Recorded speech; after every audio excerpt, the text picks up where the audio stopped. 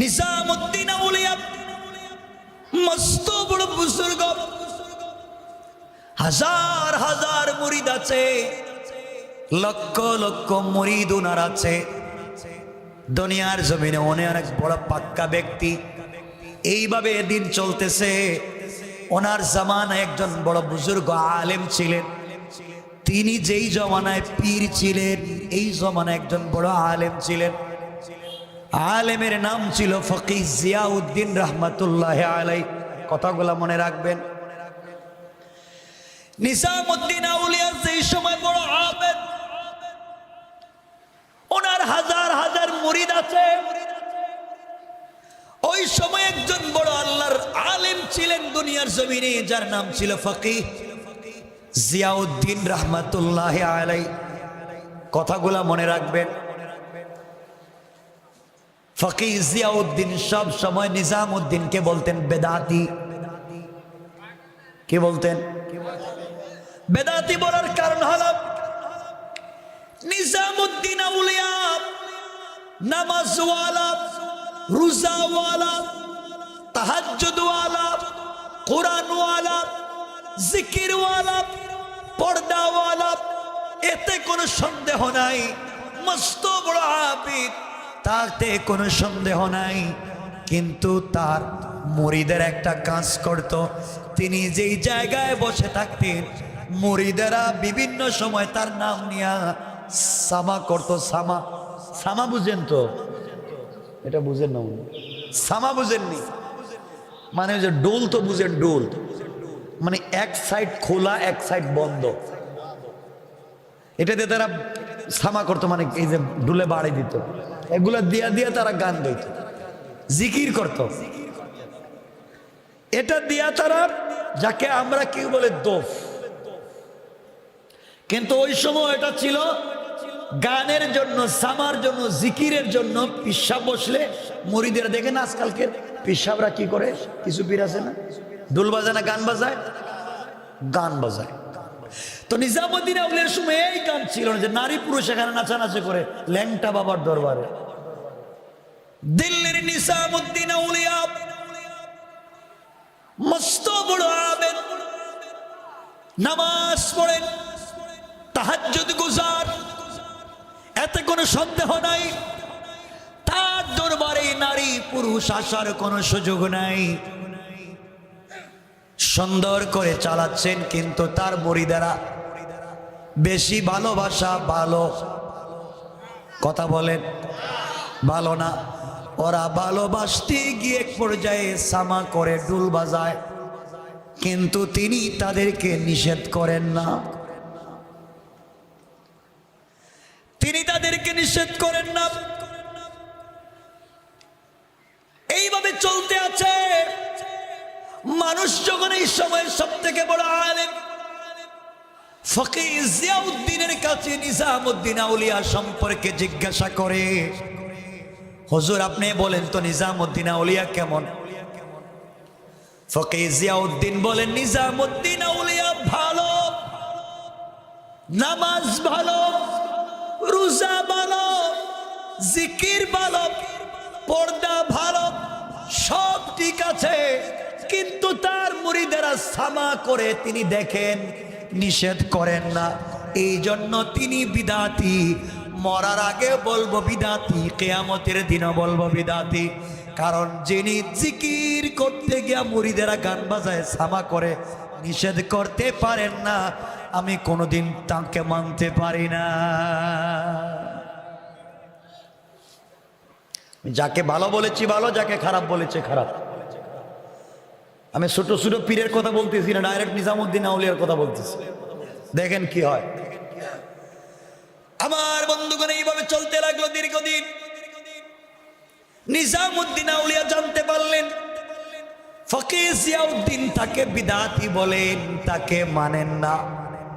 তার সবগুলা কাজ তিনি মানেন, কিন্তু সামা করাকে তিনি মানেন। কথা বলেন। আপনি আপনার পীরের মুরিদ ভালো করে মানেন, আপনার পীর যদি ভালো কথা বলে মানেন, কিন্তু পীরও গাঁজা খায়, আপনিও গাঁজা খান, পীরও ফেন্সিডিল বেচে, আপনি ইয়াবা বিক্রি করেন। এমন পীরও জাহান্নামী, মুরিদও জাহান্নামী। এদেরকে যারা সাপোর্ট দেয়, যারা মানে, সবগুলা জাহান্নামী। কন্যা আউযুবিল্লাহ।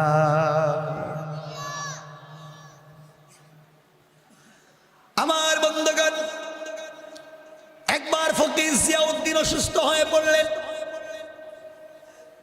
দিল্লির সব থেকে বড় আলিম ফকির জিয়াউদ্দিন অসুস্থ হয়ে গেলেন। সবাই মনে করলো তিনি আর বাঁচবেন না। এমন সময় নিজামুদ্দিন আউলিয়া একদিন এক প্রোগ্রামে যাচ্ছেন। রাস্তায় যাওয়ার পথে মুরিদেরা বলছে, পীর সাহেব হুজুর আপনি জানেননি কোনো খবর? তিনি বললেন, না জানি না, কি হয়েছে? সবাই বলতেছেন, পীর সাহেব শোনেন, আপনাকে যেই ব্যক্তি সারা জীবন বিদআতি বলেছে, আপনাকে যেই ব্যক্তি কোনোদিন মানতে চায় না, পাবলিকের সামনে আপনাকে বিদআতি বলে ছোট করে, ফকির জিয়াউদ্দিন অসুস্থ, সাকারাত শুরু হয়েছে, মরে যাবে। মুরিদের উদ্দেশ্য ছিল এই কথা যদি নিজামুদ্দিন আউলিয়াকে বলে তিনি খুশি হবেন, আর বলবেন যেই ব্যক্তি আমাকে সারা জীবন বিদআতি বলছে ও মরে যাচ্ছে, মরে যাক। যা আমরা করবো, আমরা হলে তো ফেসবুকে টুইটারে আমাদের পীর সাহেবের নাম দিয়ে লাগাই দিতাম। নিজামুদ্দিন আউলিয়া বলেন, সত্যি কি তুমি দেখে এসেছ? সত্যি কি তুমি জানো তিনি অসুস্থ? কয়, হ্যাঁ আমি জানি অসুস্থ। এমন সময় নিজামুদ্দিন আউলিয়া বললেন, আমার সবগুলা প্রোগ্রাম ক্যান্সেল, আমি আজকে কোন প্রোগ্রামে যাব না,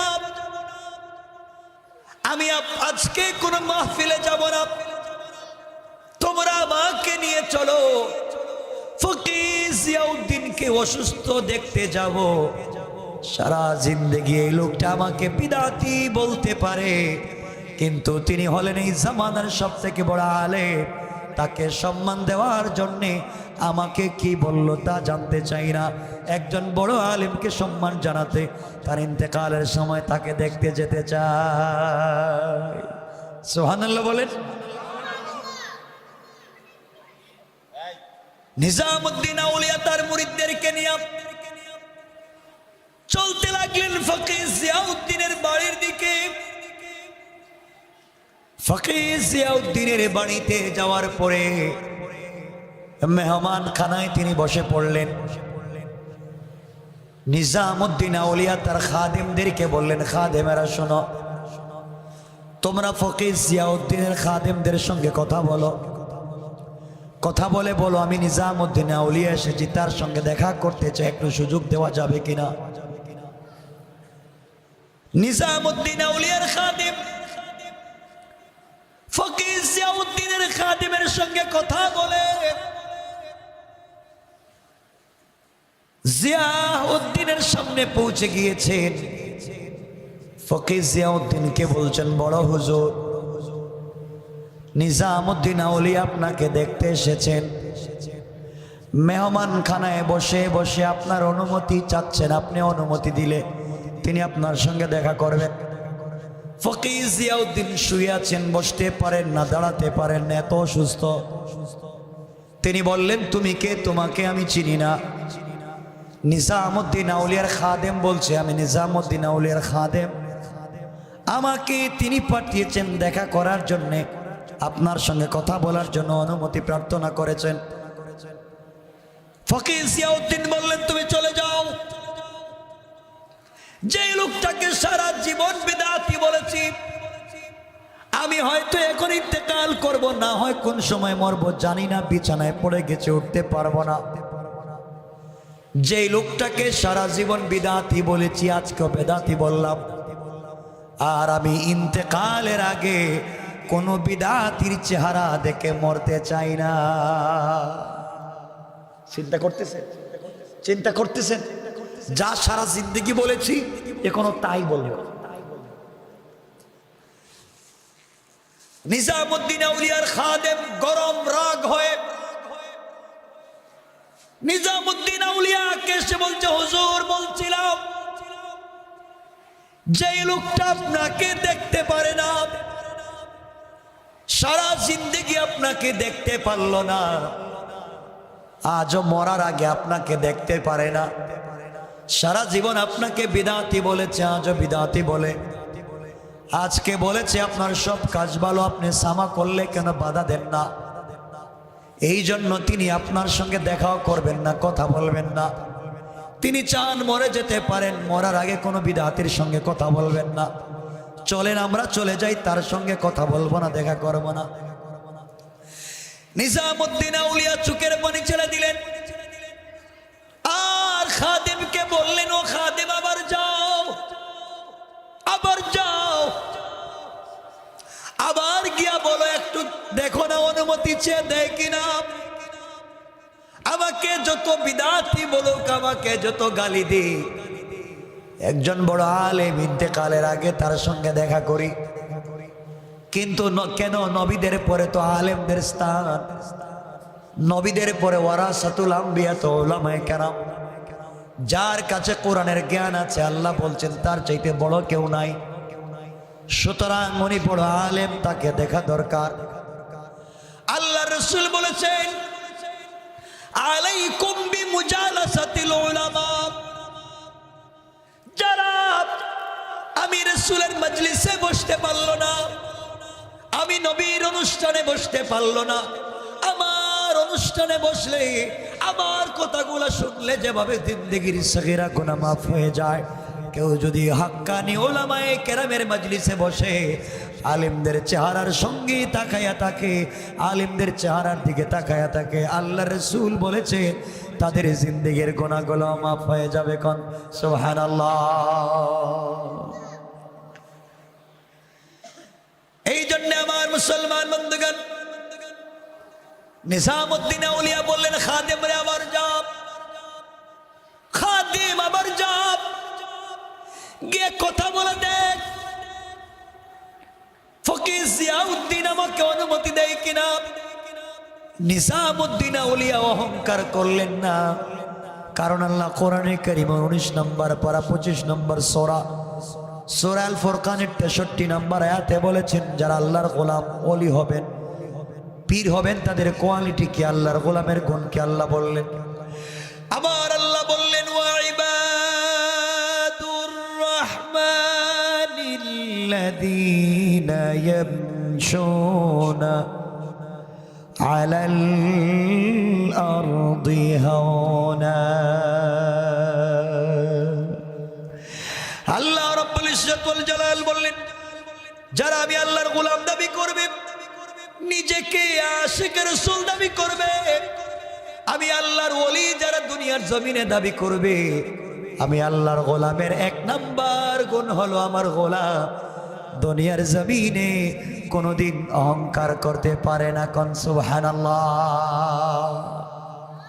আল্লাহকে মানেন, আল্লাহকে বিশ্বাস করেন, সকল সময়ে আল্লাহর উপরে ঈমান রাখেন, দেখবেন আল্লাহ আপনাকে সকল বিপদ থেকে বাঁচায়া দিবেন। দিবেন না ইনশাআল্লাহ? যত বড় অসুস্থ হয়ে যায় আল্লাহর কাছে চাইব। আল্লাহ বলেছেন, গোলাম যত বড় অসুস্থ হ, তুই আমার কাছে চা, কারো কাছে চাইস না, আমি আল্লাহ তোকে সুস্থ করে দিতে পারি। হযরত আইয়ুব আলাইহিস সালাম দীর্ঘ 18 বছর অসুস্থ। কয়দিন অসুস্থতার কোয়ালিটি জানেন? অসুস্থ হতে হতে পা থেকে মাথা পর্যন্ত পুরো বডি পচে গেছে। পচে এমন দুর্গন্ধ বের হয়, 1-2 কিলোমিটার দূর থেকে দুর্গন্ধ শোনা যায়, নাকে লাগে। পুরা বডি থেকে পোকা বের হয়, মাথা থেকে পোকা, নাক থেকে পোকা, কান থেকে পোকা, হাত থেকে পোকা, পা থেকে পোকা, পেট থেকে পোকা, শুধু পোকা আর পোকা। এই মানুষটার বডির কোনো জায়গা ভালো আছে? এত অসুস্থ। যেই দিন আইয়ুব আলাইহিস সালামের জিহ্বাটাও পচে যাচ্ছে, আল্লাহর কাছে বলছেন, আল্লাহ আমার পুরা বডিটা পচে গেছে, তোমাকে কিছু বলি নাই, আমার পুরা বডি থেকে গন্ধ আর পোকা বের হয়, তোমাকে কিছু বলি নাই। আল্লাহ শুকরিয়া ছিল যে তুমি আমার জিহ্বাটা ভালো রাখছো, আল্লাহ আমার সারা বডি পচায়া দাও, আমার আপত্তি নাই, কিন্তু আমার জিহ্বাটা পচাইয়া ফুকা দিও না। আল্লাহ বলছেন আইয়ুব কেন কেন? আল্লাহ এই জিহ্বা দিয়ে আমি যত কষ্টে থাকি আমি যেন তোমার নামের জিকির করতে পারি। আল্লাহ বলেন আইয়ুব এত কষ্টে থাকার পরেও, পুরা বডি পচে গেছে, এত কষ্টে থাকার পরেও আমি আল্লাহকে বলে যাও নাই, শুধু জিহ্বাটা ভালো থাকবার জন্য আমি আল্লাহর কাছে চাইলাম। আমি আল্লাহ খুশি হইয়া তোমাকে সুস্থ করে 32 বছরের যুবক বানাইয়া দিলাম। সুবহান আল্লাহ পারেন? কথা বলেন পারেন? পারেন, আল্লাহ পারেন। এজন্য আমার মুসলমান বন্ধুগণ, কষ্ট হচ্ছে আপনাদের? নিজামুদ্দিন আউলিয়ার খাদেম আবার গিয়েছে, আবার গিয়ে বলছি 2 নাম্বার বার, হুজুর নিজামুদ্দিন আউলিয়া আমাকে পাঠিয়েছেন, আপনি তার সঙ্গে একটা বার দেখা করবেন। তিনি আসছেন, আপনার সঙ্গে দেখা করতে চায়। নিজামুদ্দিন আউলিয়া বললেন, একবার বলেছি তার সঙ্গে দেখা করব না, আবারও বললাম দেখা করব না, এখান থেকে চলে যাও। নিজামুদ্দিন আউলিয়ার খাদেম এসে বলছে, হুজুর 2 নাম্বার বার গিয়েছি, আমাকে তাড়াইয়া দিয়েছে, এখন চলেন তো চলে যাই। নিজামুদ্দিন আউলিয়া বললেন, 2 বার গিয়েছো, তাড়াইয়া দিয়েছে,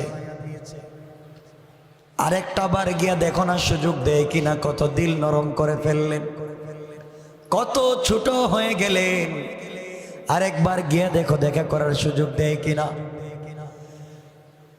খাদেম বলছে, হুজুর আমি আর যাবই না, 2 বার গিয়েছি, আমাকে বিতাড়িত করে দিয়েছেন, আর যাব না, এখন আমি গিয়ে কি বলবো?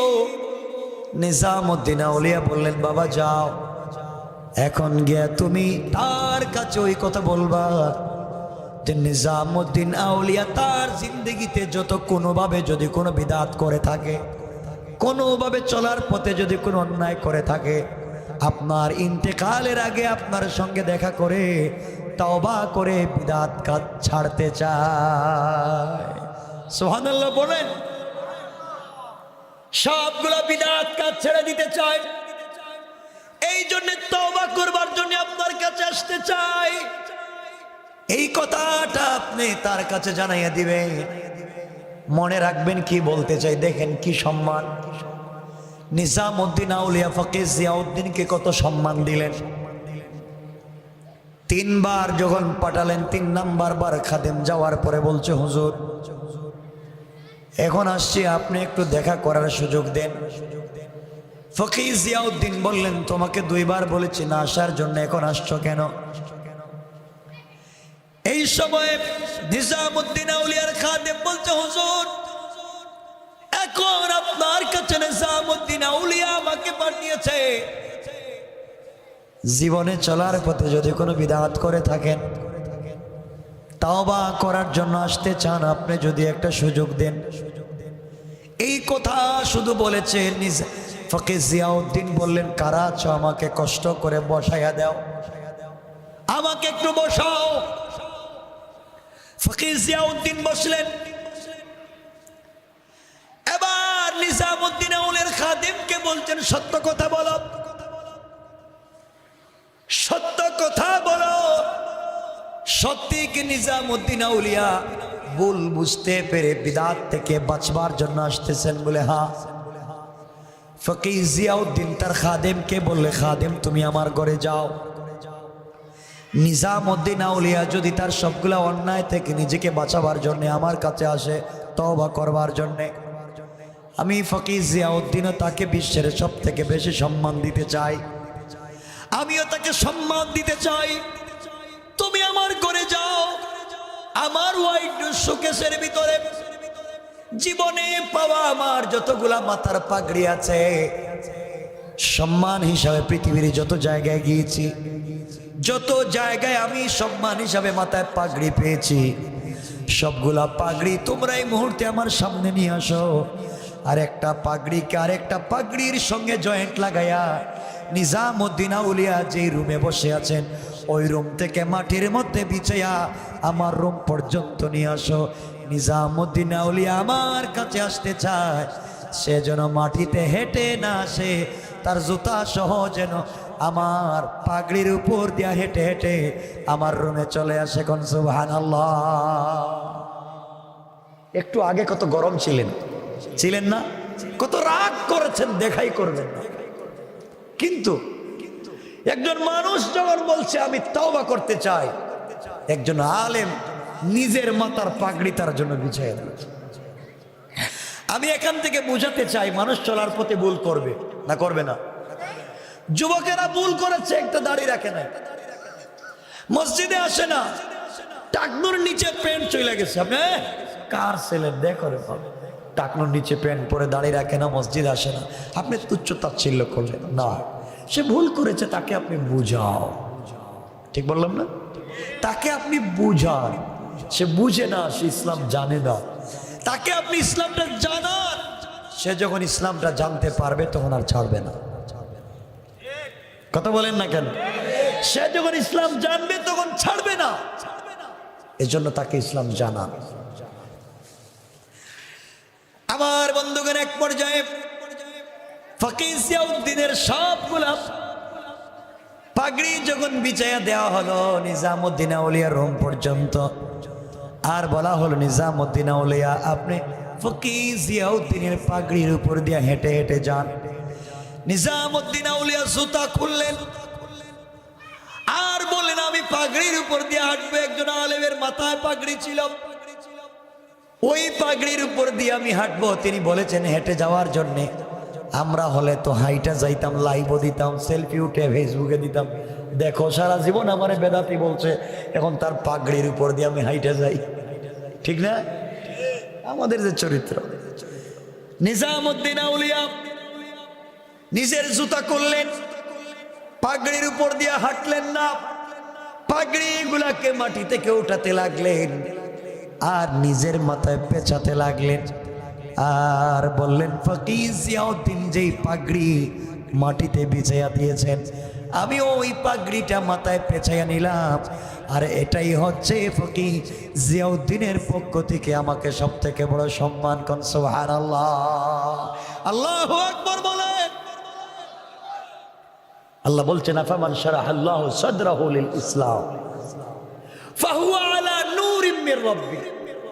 যার কাছে ইসলামের জ্ঞান আছে সে সব থেকে বড় ব্যক্তিত্ব, সে সব থেকে বড় জিনিস, সব থেকে পাওয়ারফুল ব্যক্তি। আল্লাহ বলছেন সে হচ্ছে আমি আল্লাহর জ্ঞান থেকে পাওয়া আলোর মধ্যে আছে। কোন সুবহানাল্লাহ। আল্লাহর পয়গম্বরের একজন সাহাবী ছিলেন যার নাম ছিল সালাবা আল আনসারী রাদিয়াল্লাহু তাআলা আনহু। উনি ছিলেন আনসারী সাহাবী। কথাগুলো মনোযোগ দিয়ে শুনবেন, কি বলতে চাই। সালাবা আল আনসারী রাদিয়াল্লাহু তাআলা আনহু আল্লাহর রাসূল এক যুদ্ধে যাবেন। মদিনার একজন ধনী সাহাবী, মদিনায় তিনি এসেছেন, যার নাম হযরত সাঈদ, যাকে বলেন সাঈদ ইবনে আব্দুর রহমান রাদিয়াল্লাহু তাআলা আনহু। সাঈদকে বিশ্ব নবী নিয়ে জিহাদে চলে যাবেন, যুদ্ধে চলে যাবেন। আল্লাহর নবী মদিনার মধ্যে একজন আনসারী সাহাবী, একজন মুহাজির সাহাবী, দুইজনকে দিয়ে বন্ধুত্ব করায় দিয়েছিলেন। আর বলছিলেন যে কারো অসুবিধা সুবিধায় একজন আর একজনকে সহযোগিতা করবা। বিশ্বনবী সাঈদকে নিয়ে যখন জিহাদের ময়দানে চলে যান, যাওয়ার সময় সাঈদ হযরত সালাবাতুল আনসারীকে বলছেন, ও আমার ভাই, আমি জিহাদে বিশ্বনবীর সঙ্গে চলে যাই, তুমি আমার বাড়িটা দেখে রাখবা। আমার স্ত্রী ঘরের ভিতরে তাকে পর্দানশীল, তুমি আমার স্ত্রীকে দেখে রাখবা। আমি জিহাদে যাই, রাসূল পাকের সঙ্গে চলে গেলাম, তুমি দেখে রাখবা। এই কথা বলে সাঈদ ইবনে আব্দুর রহমান সালাবাতুল আনসারীকে বললেন, রাসূলের সাহাবীকে বললেন, বাইরে তুমি আমার বাচ্চা, আমার পরিবার, আমার সম্পত্তি, আমার বাগান, আমার স্ত্রী, সব কিছুকে তোমার কাছে আমানত রেখে গেলাম। আমি জিহাদে চলে যাই, তুমি আমানতকে রক্ষা করে চলবা। নবীজির সঙ্গে চললেন জিহাদের ময়দানে। আমার বন্ধুগণ, কি বুঝাতে চাই মনোযোগ দিয়ে শোনো। হযরত সাঈদ বিশ্ব নবীর সঙ্গে চলে গেলেন। দীর্ঘদিন পর্যন্ত নবীজির সঙ্গে জিহাদে ছিলেন। এদিকে সালাবাতুল আনসারী রাদিয়াল্লাহু তাআলা আনহুর কাছে আল্লাহর পয়গম্বরের সাহাবী, যে কোনো সময় যে কাউকে শয়তান ধোঁকা দিতে পারে কিনা, কথা বলেন না কেন? মনে রাখবেন, যে কোনো সময় যে কাউকে শয়তান ধোঁকা দিতে পারে, তারই ক্ষমতা আছে। আল্লাহর কাছে শয়তান বলেছিল, আল্লাহ তাআলা তুমি যখন আমার জিন্দেগির সকল আমলগুলোকে বরবাদ করে দিয়েছ, হাজার হাজার লক্ষ লক্ষ বছরের সালাতকে বরবাদ করে দিয়েছ, আমার অত ইবাদতগুলোকে নষ্ট করে দিলা। আল্লাহ তাআলা পৃথিবীতে এমন কোন জায়গা নাই যেখানে শয়তান আল্লাহকে সিজদা করে নাই। পৃথিবীতে আল্লাহ এমন কোন কিতাব নাজিল করেন নাই যেই কিতাবের জ্ঞানী শয়তান ছিল না। তুমি আর আমি তো হয়তো কোরআনের হাফেজ, তুমি আর আমি হয়তো একটা কিতাব মুখস্থ পারি, কিন্তু আল্লাহ যত কিতাব দুনিয়ার জমিনে নাজিল করেছেন, শয়তান সব কিতাবের হাফেজ ছিল। তুমি আর আমি হয়তো 2-4টা মসজিদে সিজদা দিয়েছি আল্লাহকে, আর শয়তান এই জমিনের পূর্ব থেকে পশ্চিম, উত্তর থেকে দক্ষিণ, গোটা দুনিয়ার সকল জায়গায় আল্লাহকে সিজদা করেছে। এত বড় ইবাদত গুজার হওয়ার পরেও যেই সময় আল্লাহ বলেছিলেন, একটা হুকুমের কথা মানল না, আল্লাহ তাকে রাজিম শয়তান বানাইয়া দিলেন, বিতাড়িত শয়তান বানাইয়া দিলেন। এমন সময় শয়তান আল্লাহকে বলেছিল, আল্লাহ তাআলা আমি এত ইবাদত করেছি, এত সালাত আদায় করেছি, এত নামাজ পড়েছি, এত রোজা রেখেছি, সব কিছু আপনি বরবাদ করে দিয়েছেন শুধুমাত্র কেবলমাত্র একটা হুকুম না মানার কারণে। শয়তান হুকুম মানে নাই কয়টা? কথা বলেন। আল্লাহ বলেছিলেন আদমকে সিজদা কর, একটা মাত্র হুকুম সিজদা করার কথা বলছেন, মানে নাই। আল্লাহ রব্বুল ইজ্জত ওয়াল জালাল তাকে শয়তান বানাইয়া দিলেন। আর আমরা তো আল্লাহর কোনো একটা হুকুম মানি না।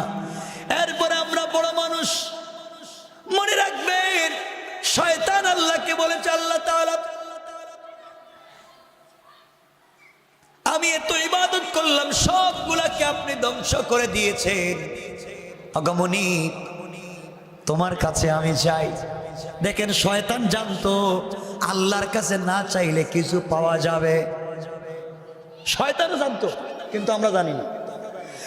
শয়তান আল্লাহর কাছে বলছে, আল্লাহ তাআলা তুমি যেহেতু আমাকে শয়তান বানাইয়া দিয়েছ, আমাকে মারদুদ বানিয়ে দিয়েছ, আমাকে বিতাড়িত করে দিয়েছ, আল্লাহ তাআলা তোমার কাছে আমি চাইলাম কিয়ামত পর্যন্ত তুমি আমার হায়াতকে বাড়াইয়া দাও। শয়তান জানে আল্লাহর কাছে না চাইলে কেউ দিতে পারবে। আল্লাহ বললেন, শয়তান রে যা, তোর হায়াতকে কিয়ামত পর্যন্ত বাড়াইয়া দিলাম। এবার শয়তান বলছে, আল্লাহ তাআলা তুমি আমাকে একটু শক্তি দাও। আল্লাহ বলেন, শক্তি দিলাম। আল্লাহ আর একটু শক্তি দাও। কেমন শক্তি চাস? আমি যেন তোমার বনি আদমের রক্তে রক্তে, ব্লাডে ব্লাডে, রগে রেশায় ঢুকে ঢুকে ধোঁকা দিতে পারি। আল্লাহ বলেন, যা তোকে শক্তি দিলাম, তুই আমার গোলামকে ব্লাডের সঙ্গে মিশে মিশে ধোঁকা দিতে পারবে, যা। আল্লাহর কাছে বলছে, আল্লাহ আর একটু শক্তি দাও। কি শক্তি দিব? আমি যে কোনো সময় যে কোনো রূপ যেন নিতে পারি। আল্লাহ কই দিলাম। আল্লাহ আরো শক্তি দাও, কি চাস? আয় আল্লাহ তাআলা আমি যেন দিনে ধোঁকা দিতে পারি, রাতে ধোঁকা দিতে পারি, জাগ্রত থাকতে ধোঁকা দিতে পারি, ঘুমের মধ্যে ধোঁকা দিতে পারি, সরাসরি সামনে না আইসা মনের ভিতরে ধোঁকাটা যেন দিতে পারি, এই শক্তি দাও। আল্লাহ বললেন শয়তান রে তোকে এই শক্তি দিলাম, যা। শয়তান এবার সবগুলা শক্তি পাইয়া, সবগুলা ক্ষমতা পাইয়া মুস্কি হাসে আল্লাহকে বলতেছে, আল্লাহ তাআলা জাহান্নাম কয়টা বানাইছো? আল্লাহ বলেন জাহান্নাম বানাইছি 6টা, 6টা স্তরে জাহান্নাম বানাইছি। শয়তান বলে আল্লাহ তোমার জাহান্নাম আরো বাড়াইতে পারো। ও কেন? আল্লাহ তাআলা এই জাহান্নাম দিয়ে লাভ হবে না, আরো বাড়াও, কারণ তোমার যতগুলা বনিয়াদম দুনিয়ায় আছে একটাও জান্নাতে যাবে না, সবগুলাকে ধোঁকা দিয়ে আমি জাহান্নামে দিব। নাউজুবিল্লাহ। এবার আল্লাহ বললেন শয়তান রে তুই আমাকে চ্যালেঞ্জ দিলি, তুই আমার সঙ্গে কৌশল করলে, ধোঁকাবাজি করলি, ক্ষমতা পাইয়া আমার গোলামকে ধোঁকা দিয়া জাহান্নামে নেবার কথা বললে। গোলাম রে, শয়তান রে শোন, তাহলে আমি আল্লাহ তোকে চ্যালেঞ্জ দিলাম, তুই আমার গোলামকে আমি যদি 100 বছর হায়াত দেই, 99 বছর 11 মাস 29 দিন তুই যদি ভুল পথে চালাস, আমার গোলাম যদি আমাকে বলে যায় আর একটা মাত্র দিন বাকি আছে আমার গোলাম মরে যাবে, ওই দিনের ভিতরে আমার গোলাম যদি গোটা জিন্দেগির গুনার জন্য আমি আল্লাহর দরবারে চোখের পানি ছেড়ে দিয়ে তওবা করে, আর আমার গোলামের চোখ থেকে মাছির দানা পরিমাণ 1 ফোঁটা পানি চোখ থেকে যদি গড়াইয়া পড়ে যায়, আমি আল্লাহ কথা দিলাম রে শয়তান, আমি আল্লাহ সাথে সাথে আমার গোলামের জিন্দেগির গুনাহগুলোকে মাফ করে জান্নাতি বলে ফয়সালা করে দিতে আমি আল্লাহর 1 মিনিটও দেরি হবে না। কোন সুবহানাল্লাহ। আবার বন্ধুগণ, আশরাফ আলী থানভী লিখেন, এক গোলাম, এক যুবক 80 বছর আল্লাহর কাছে প্রতিদিন ডাক দিয়া বলে, ইয়া সনামু, ইয়া সনামু, ইয়া সনামু। সনামুন অর্থ মূর্তি, কি মূর্তি। প্রতিদিন মূর্তি সামনে নিয়ে ডাক দিয়া বলে, ইয়া সনামু, আমার মেয়ের বিয়া সাহায্য করো, আমিও সুস্থ সাহায্য করো। আচ্ছা কোন তো মূর্তি কিছু শুনে? আপনারা বলেন মূর্তি কিছু বুঝে? প্রতিদিন এভাবে মূর্তির সামনে নিয়ে ইয়া সনামু বলে, একদিন 2 দিন না, বলতে বলতে 80 বছরে শেষ হয়ে গেছে।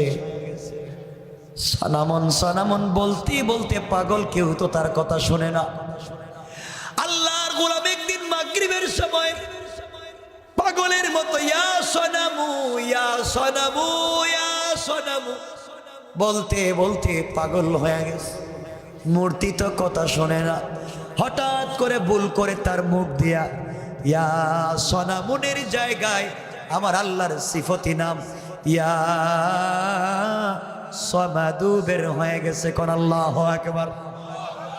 ইয়া সমাদু যখন তার জবান দিয়া বলে ইয়া সমাদু বের হয়ে গেছে, সাথে সাথে কুদরত থেকে, গায়ব থেকে আওয়াজ এসেছে, লাব্বাইকা ইয়া আবদি। গোলাম 80 বছর আমি আল্লাহকে ডাকলে না, প্রয়োজন পড়লো না, আজকে হঠাৎ করে সমাদ বলে আমাকে ডাক দিলে। গোলাম কেন ডাকলে, কি অসুবিধায় পড়লে? আমি আল্লাহ আছি, তুই আমাকে বল, আমি তোর সমস্যার সমাধান করে দেব। গোলাম চোখের পানি ছেড়ে দিল। 80 বছর সলামুন ডাকলাম, সাড়া দিল না।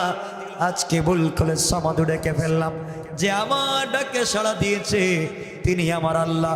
সাথে সাথেই গোলাম কালিমা পড়ে মুসলমান হয়ে যায়। কোন সুবহানাল্লাহ। আমার বন্ধুগণ, শয়তান আল্লাহর কাছে চ্যালেঞ্জ করলো, কেউ জান্নাতে যাবে না। আল্লাহ চ্যালেঞ্জ করলেন, যত বড় অপরাধী হোক আমার কাছে চাইলে আমি মাফ করে দেব। আমার বন্ধুগণ, এইভাবে শয়তান হযরতে সালাবাতুল আনসারী রাদিয়াল্লাহু তাআলা আনহু, আল্লাহর পয়গম্বরের সাহাবী হযরতে সালাবাকে শয়তান ধোঁকা দিতে লাগলো আর বলল, সালাবারি, তোমার কাছে তোমার বন্ধু সাঈদ তার বাড়ি, তার সম্পত্তি, তার টাকা পয়সা, তার বাচ্চা, তার স্ত্রীকে তোমার কাছে আমানত রেখে গেছে। সবগুলাকে দেখে রাখবার জন্যে ও সালাবাতুল আনসারী, তুমি কি আজকে পর্যন্ত সাঈদের স্ত্রীকে দেখেছ? সাঈদের স্ত্রী বিশ্ব সুন্দরী একটা মেয়ে, এই মদিনার সবথেকে সুন্দরী একটা মহিলা। তুমি ঘরের ভিতরে যাও, আজ পর্যন্ত একদিন তুমি সাঈদের স্ত্রীকে দেখলা না। তোমার মনের ভিতরে কি যৌবনের চাহিদা নাই? তোমার ভিতরে কি খাহেশ মেটাবার ইচ্ছা নাই?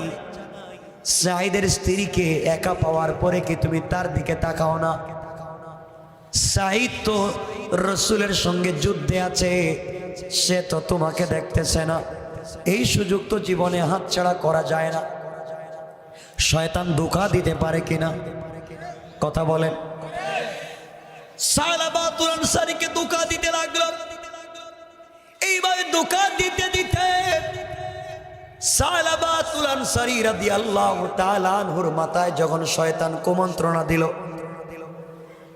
তিনি একদিন হযরত সাঈদ রাদিয়াল্লাহু তাআলা আনহুর ঘরের ভিতরে ঢুকলেন। ঘরের ভিতরে ঢুকে সাঈদের স্ত্রীকে ডাক দিলেন। সাঈদ রাদিয়াল্লাহু তাআলা আনহুর স্ত্রীর সামনে হাজির হলেন। তিনি তার বন্ধু, তার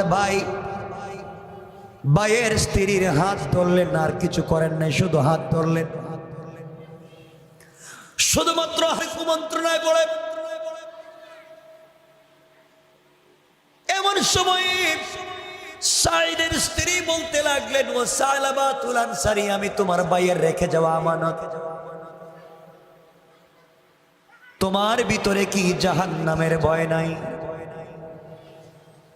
তোমার ভিতরে কি কবরের আযাবের ভয় নাই? তোমার ভিতরে কি আল্লাহর সামনে দাঁড়াবার ভয় নাই? তুমি যে আমার হাত ধরেছ, তোমার কাছে সবকিছু আমার স্বামী আমানত রেখে গেল, তুমি কি আমানতের খেয়ানত করবা? আল্লাহর পয়গম্বর বুখারীর সহিহ হাদিসে বলেছেন, লা ঈমানা লিমান লা আমানাতা লা ওয়ালা দীনা লিমান লা আহদা লা। যে আমানত রক্ষা করতে পারে না তার কোনো ঈমান নাই। যে ওয়াদা দিয়া ওয়াদা রক্ষা করতে পারে না তার কোনো ধর্ম নাই। ও ভাই, তুমি আমার স্বামীর সঙ্গে ওয়াদা দিয়েছ আমানত রক্ষা করবা। তুমি যদি আমানত রক্ষা না করো, ওয়াদা ঠিক মতো পালন না করো, তোমার ঈমান থাকবে না, তোমার কোনো ধর্ম থাকবে না। বাইরে তোমার ভিতরে কি অনুশোচনা আসে না? তুমি কেমনে নিজেকে জাহান্নামের আগুন থেকে বাঁচাবা? কবরের ভিতরে 70টা সাপ তোমাকে দংশন করবে, কেমনে বাঁচাবা? কবরের ভিতরে তোমাকে ফেরেশতারা পিটাবে, কেমনে বাঁচাবা? বাইরে তোমার ভিতরে কি জাহান্নামের ভয় নাই? তুমি কেন অন্যায় পথে হাঁটো? এই কথাগুলো বলেছেন, বলতে দেরি হয়েছে। হযরতে সালাবা সাঈদের স্ত্রীর হাত ছেড়ে দিলেন, ঘর থেকে পাগলের মতো বের হয়ে গেলেন। আর রাস্তায় গিয়া পাগলের মতো কান্না করে আর বলে, আল্লাহ, আমার নাম গুনাহগার, তোমার নাম তো আজিজুল গফফার। আমি কেমনে আমার ভাইয়ের রেখে যাওয়া আমানত কেন হাত দিলাম? কেন আমি তার স্ত্রীর হাতের সঙ্গে হাতটা লাগালাম? কিয়ামতের দিন কেমনে জাহান্নামের আগুন থেকে নিজেকে বাঁচাবো? কেমনে আমি কবরের আযাব থেকে নিজেকে বাঁচাবো? এই জন্য এইভাবে কান্না করতে করতে অনেক দূরে, মদিনা থেকে দূরের দিকে দৌড়ায়। আল্লাহর পয়গম্বর জিহাদ থেকে চলে আসলেন। কথাগুলো শুনেন কি বলতে চাই। জিহাদ থেকে চলে আসার পরে সাঈদ ইবনে আব্দুর রহমান বাড়িতে আসলেন। স্ত্রী কি বললেন, স্ত্রী রে আমার ভাই সালাবাতুল আনসারী কোথায়, তাকে যে আমি দেখি না। স্ত্রী সবগুলা ঘটনা খুলে বললেন, বাইরে এই ঘটনা ঘটেছে। স্বামীকে বললেন এই ঘটনা ঘটেছে, তোমার ভাই এই কাজ করেছে, আমার হাত ধরেছে, আমি তাকে জাহান্নামের কথা বলে ভয় দেখালাম, সে এই দিকে জঙ্গলে চলে গেছে। সাইদ ইবনে আব্দুর রহমান দৌড়াতে লাগলেন জঙ্গলের দিকে। গিয়ে দেখেন হযরতে সালাবা জঙ্গলের এক কর্নারে পুরা পুরা চোখের পানি ছেড়ে কান্না করে তওবা করে। সাইদ বললেন, বাইরে তোমার কাছে আমি সবকিছু আমানত রেখে গেলাম, আর তুমি কেন আমার স্ত্রীর হাত ধরলে, এমন অন্যায় করলা? কি গুনাহ হয়েছে আমি তো জানি না, তুমি চলো নবীজির দরবারে যাই, দেখি নবীজি কি বলবেন। সালাবা বললেন, বাইরে ও ভাই, তুমি আমার হাতে পায়ে রশ্মি লাগাও, হাতে পায়ে বেড়ি লাগাইয়া তুমি টাইনা টাইনা নিয়ে যাও। আমি এত বড় অপরাধ করেছি, রাসূলের সামনে কেমনে যাই? হযরতে সাঈদ রাদিয়াল্লাহু তাআলা আনহু, হযরতে সাঈদ রাদিয়াল্লাহু তাআলা আনহু সালাবাকে নিয়ে গেলেন হযরতে আবু বকরের দরবারে।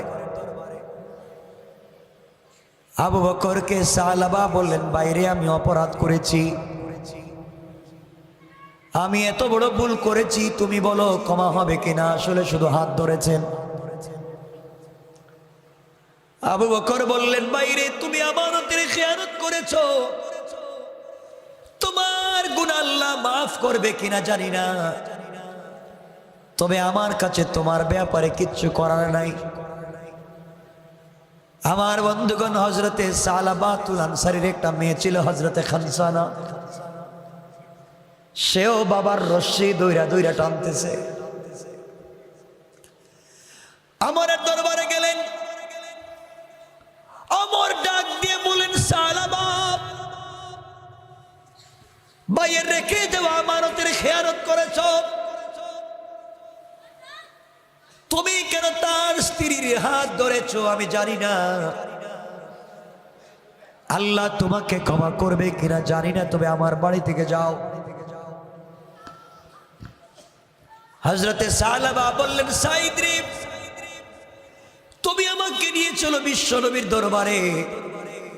ইচ্ছা ছিল নবীজির বাড়িতে না গিয়া সাহাবীদের মাধ্যমে যদি সমস্যার সমাধান করে যায় বেঁচে যাব। কেমনে চেহারা নবীজির সামনে গিয়ে আমি দেখাই। হযরতে সালাবাকে বিশ্ব নবীর দরবারে হাজির করা হলো। আমার নবী সব কথা শুনে বললেন, সালাবা তোমাদের দুজনকে আমি বাই বাই বানাইয়া দিয়েছিলাম, বন্ধুত্ব তো আমি লাগাইয়া দিয়েছিলাম,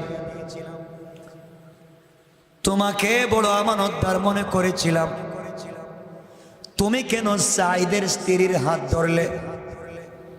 চিন্তা করেন, শুধুমাত্র হাত ধরেছে, নিজেকে কত বড় অনুশোচনায় ভোগাচ্ছে, কি গুনাহ করে ফেলেছে। আর তুমি আমি জাহান্নামের কত কাজ করে এখন পর্যন্ত তওবা করি না। কেমনে আল্লাহর জমিনে হাঁটো, কেমনে গুনাহ করে আল্লাহর জমিনে থম্ব ভরে হাঁটো, কি জবাব দিবা মরার পরে? কবরে গিয়ে আল্লাহর সামনে কি বলে জবাব দিবা? আল্লাহর নবী বললেন, সালাবারে আমার বাড়ি থেকে বের হয়ে যাও, আমিও জানি না তোমার ব্যাপারে আল্লাহ কোন ফয়সালা দিবেন, আমি জানি না, তুমি কেন আমানতের খেয়ানত করলে? শুধুমাত্র হাত ধরলেন, এটা এত বড় অপরাধ হয়ে গেল। রাস্তায় যাওয়ার পরে হযরতে সালাবার মেয়ে হযরতে খানসানা রশ্মি ছেড়ে দিয়ে বলছে, বাবা ঘুরে ঘুরে দেখেছি তোমার উপরে সাহাবায়ে কেরাম সন্তুষ্ট, তোমার উপরে আবু বকর সন্তুষ্ট, তোমার উপরে ওমর সন্তুষ্ট, এমন কি ঘুরে ঘুরে দেখলাম বিশ্ব নবী অসন্তুষ্ট। তিনিও তোমার ব্যাপারে কোনো কথা বলতে চাইলেন না। বুঝতে পেরেছি তুমি যে অন্যায় করেছো, বেগানা নারীর হাত ধরেছো, অন্য একজন নারীর হাত ধরেছো, আল্লাহ নির্ঘাত অসন্তুষ্ট। নাচে নবীজি এত রাগ করতেন না, বাবা আমিও তোমাকে ছেড়ে দিলাম, তোমাকে ছেড়ে দিলাম, যতদিন পর্যন্ত তোমার উপরে আল্লাহ, সাহাবী আর রসুল খুশি না হবেন ততদিন পর্যন্ত তোমাকে আমি বাবা বলে স্বীকার করব না। কোন নাউজুবিল্লাহ। চিন্তা করতেছেন, ভুল করেছেন কি? কথা বলেন না, ভুল করেছেন কি? হাত ধরেছেন, একজন বেগানা নারীর হাত ধরেছে, এটাই তো অপরাধ না আর কিছু? কথা বলেন না কেন? আপনাদের কষ্ট হচ্ছে ভাই? আমি রেখে দিব, 12টা হয়ে যাচ্ছে, 12টা হচ্ছে আর আপনাদের কষ্ট হইতেছে দেখতেছি। আবার মুসলমান বন্ধুগণ গভীর মনোযোগ। খানসানা ডাক দিয়ে বলছে, আব্বাজান আপনাকে আমি ছেড়ে দিলাম, কেউ আপনার উপরে খুশি না, জিন্দেগিতে আপনাকে বাবা বলে স্বীকার করব না। তুমি কেন অন্য নারীর হাতটাকে তুমি ধরলা? এটাই অপরাধ। এবার সাদ হযরতে সালাবাতুল আনসারী সাইদকে বলছেন, বাইরে তুই আমার হাত ছেড়ে দে, আমি আর মদিনায় থাকবো না, এই জমিনে আমি আর থাকবো না, যেই জমিনে আল্লাহ আমার উপরে খুশি না, জমিনে বিশ্ব নবী আমার উপরে সন্তুষ্ট, সাহাবায়ে কেরাম আমার উপর সন্তুষ্ট, আমি থাকবো না, ছাইড়া দে। হযরতে সালাবাতুল আনসারীকে ছেড়ে দেওয়া হলো। মদিনা থেকে অনেক দূরে চলে গেলেন। বিশাল বড় মদিনার দূরে একটা পাহাড়ের উপরে উঠে গেলেন। পাহাড়ের উপরে উঠে গভীর রাতে চিৎকার করে কান্না করে বলে, আল্লাহ আমার নাম তো গুনাহগার, তোমার নাম তো আজিজুল গফফার। আয় আল্লাহ, ঘুরে ঘুরে দেখেছি এই মদিনার কেউ আমাকে দেখতে পারে না। আবু বকরের বাড়িতে গিয়েছি, তিনিও আমাকে তাড়াইয়া দিয়েছেন। আল্লাহ তাআলা ওমরের বাড়িতে গেলাম, তিনিও আমাকে তাড়াইয়া দিলেন। মুসলমানেরা আমার দিকে তাকাইয়া তারা মুখ ফিরাইয়া নেয়, আমি এত অপরাধ করছি, আল্লাহ তাআলা কেউ আমার দিকে তাকায় না। এমনকি আমি বিশ্ব নবীর বাড়িতে গেলাম, বিশ্ব নবীও আমাকে বের করে দিয়েছে, আমার সঙ্গে পর্যন্ত কথা বললেন না। অমনি এত বড় অপরাধ করেছি, আমার মেয়ে আমাকে বাবা বলে স্বীকার করতে চায় না। দুনিয়ার জমিনের চাইতে লাঞ্ছনার কিছু হতে পারে না। আল্লাহ তাআলা রাত্র গভীর হয়ে গিয়েছে, অমনি মদিনার সবগুলা মানুষ ঘুমিয়ে গিয়েছে। কত বাচ্চা মায়ের কুলের ভিতরে ঘুমায়, কত সন্তান বাবার গলা জড়ায়া ঘুমায়। আল্লাহ তাআলা ভাই তার ভাইয়ের গলা জড়ায়া ঘুমায়, বোন তার বোনের গলা জড়ায়া ঘুমায়, স্বামী তার স্ত্রীর গলা জড়ায়া ঘুমায়। আল্লাহ তাআলা জমিনের পশু পাখি গোলাপ বাসায় ঘুমায়। গোটা দুনিয়া নিস্তব্ধ, পিন পতন নীরবতা। আল্লাহ তোমার এক গুনাহগার গোলাম সালাবাতুল আনসারী ঘুমায় না, গুনাহ করেছে সালাবা, ঘুমায় না। আয় আল্লাহ তাআলা কথা দিলাম, তুমি যদি আমাকে মাফ না করো আমি কিন্তু পৃথিবীর কোনো খাবার খাবো না। আল্লাহ তুমি যদি আমাকে মাফ না করো আমি সেজদা থেকে মাথা উঠাবো না। এইভাবে কান্না করে করে সময় কাটায়া দে। তার চোখের পানি পড়তে পড়তে গালে দুইটা দাগ পড়ে গিয়েছে। সেজদা থেকে মাথা উঠায় না। অপরাধ করেছেন, তওবা করেছেন, অন্যায় করে ফেলেছেন, গুনাহ হয়ে গিয়েছে, আল্লাহর দরবারে চোখের পানি ছেড়ে কাঁদতেছে। এইভাবে একদিন দুই দিন না, চলে গেল 40 দিন। আল্লাহর পয়গম্বর আখিরি জামানার নবী জনাবে মুহাম্মদুর রাসূলুল্লাহ সাল্লাল্লাহু আলাইহি ওয়াসাল্লাম ফজরের নামাজ পড়ে বসে আছেন। এমন সময় জিবরিল আমিন এসে হাজির হয়ে গেলেন। জিবরাইল এসে বললেন, ইয়া রাসূলুল্লাহ, ইয়া হাবিবাল্লাহ, আপনার কাছে জানতে চাই, আপনি বলেন তো দেখি, এই দুনিয়া আপনি সৃষ্টি করেছেন না আল্লাহ? আল্লাহর পয়গম্বর বললেন, জিবরাইল, এই দুনিয়া তো সৃষ্টি করেছেন আল্লাহ। আবার জিবরাইল বললেন, পয়গম্বরে আরবি, আপনি বলেন, কোন মানুষ যদি গুনাহ করে মাফ করবেন আপনি না আল্লাহ? আল্লাহর পয়গম্বর বললেন, জিবরাইল, কেউ যদি গুনাহ করে মাফ তো করবেন একমাত্র আল্লাহ, পৃথিবীর কেউ মাফ করার ক্ষমতা নাই।